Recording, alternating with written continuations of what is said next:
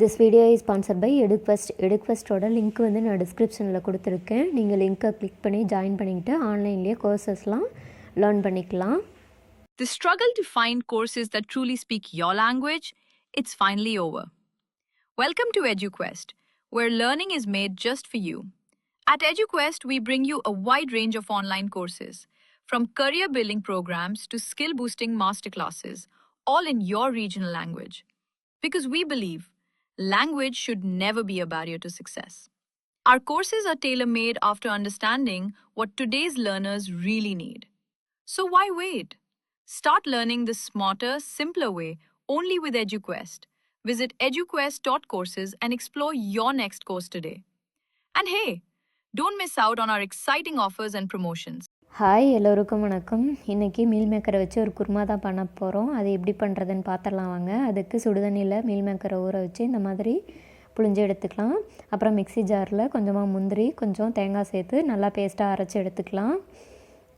அப்புறம் ஒரு பேனில் எண்ணெய் சேர்த்துக்கிட்டு அது கூட கொஞ்சமாக கடுகு சேர்த்துக்கலாம். கடுகு புரிஞ்சதுக்கப்புறமா கொஞ்சமாக சோம்பு, சின்ன துண்டு பட்டை, 2 கிராம்பு சேர்த்துக்கலாம். அப்புறம் நறுக்கி வச்சுருக்க வெங்காயம் சேர்த்துக்கலாம். கொஞ்சம் கருவேப்பிலை சேர்த்துக்கலாம். வெங்காயம் வதங்குறதுக்காக கொஞ்சம் உப்பு சேர்த்து நல்லா வதக்கி விட்டுக்கலாம்.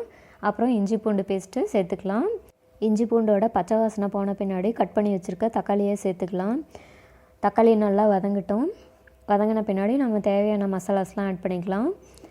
கொஞ்சமாக மல்லித்தூள், அப்புறமா கொஞ்சமாக காரத்துக்கு தேவையான அளவு மிளகாத்தூள், அப்புறம் கொஞ்சம் கரம் மசாலா சேர்த்துக்கலாம்.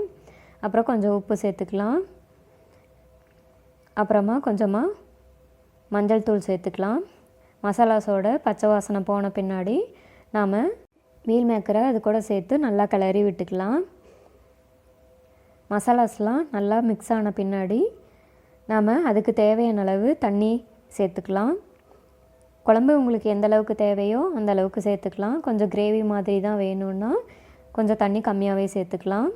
இது நல்லா கொதித்து வந்ததுக்கப்புறமா நம்ம தேங்காய் முந்திரி அரைச்சி வச்சுருக்கோம்ல அந்த பேஸ்ட்டை அது கூட சேர்த்துக்கலாம்.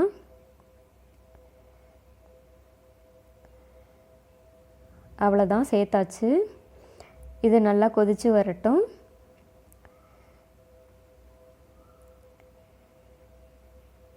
கொதித்து நல்லா எண்ணெய் பிரிஞ்சு வந்துருச்சு பாருங்கள். அவ்வளோதான், நம்மளோட திக்கான மீல் மேக்கர் குருமா ரெடி ஆகிடுச்சு. கடைசீட்டில் மல்லி இலை தூவி இறக்கிக்கலாம். அவ்வளோதான். இது வந்து சப்பாத்தி, இட்லி, தோசை, சாதத்துக்கூட கூட ரொம்ப நல்லா இருக்கும். நம்ம ஒரு டக்குன்னு செய்யக்கூடிய ரெசிபி இது. நீங்களும் வீட்டில் கண்டிப்பாக ட்ரை பண்ணி பாருங்கள். என் வீடியோ பிடிச்சிருந்ததுன்னா லைக் பண்ணுங்கள், ஷேர் பண்ணுங்கள். என் சேனலை மறக்காமல் சப்ஸ்கிரைப் பண்ணுங்கள். தேங்க்ஸ் ஃபார் வாட்சிங்.